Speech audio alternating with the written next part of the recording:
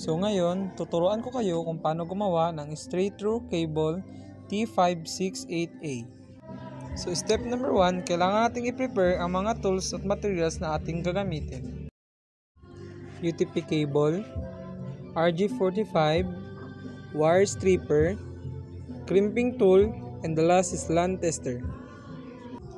Step number 2, kailangan natin tanggalin ang outer jacket ng cable.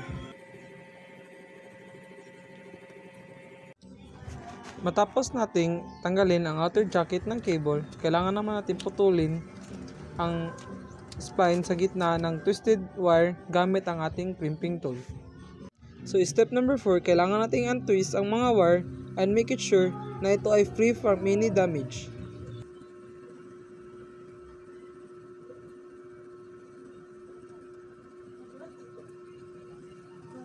So step number 5, kailangan nating i-arrange ang wire according to the cable we want to make.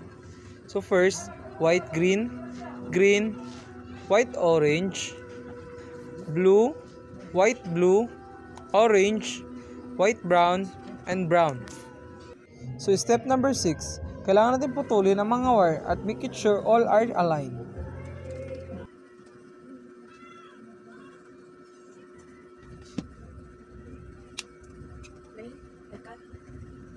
So step number 7, kailangan nating hawakan ng maigi ang cable at i-insert ang mga wires sa RG45 jack. Step number 8, siguraduhin na ang end ng wire ay nakadikit sa end ng RG45 jack. So step number 9, i-crimp na natin ang RG45. Para magawa ito, ipasok natin ang RG45 sa crimping tool. Then i-squeeze lang ito ng maigi.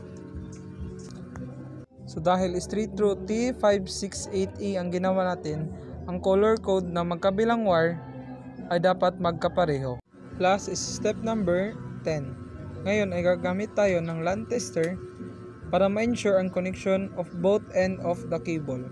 So based sa ating pag-test sa ating straight through cable T568A sa ating LAN tester ay gumagana naman ito. So this is Larniel I. Bacos from BSIT 4A. So guys, pasensyahan na ang background sa itong video. Please like and share and to my video for educational purpose only. Thank you and God bless.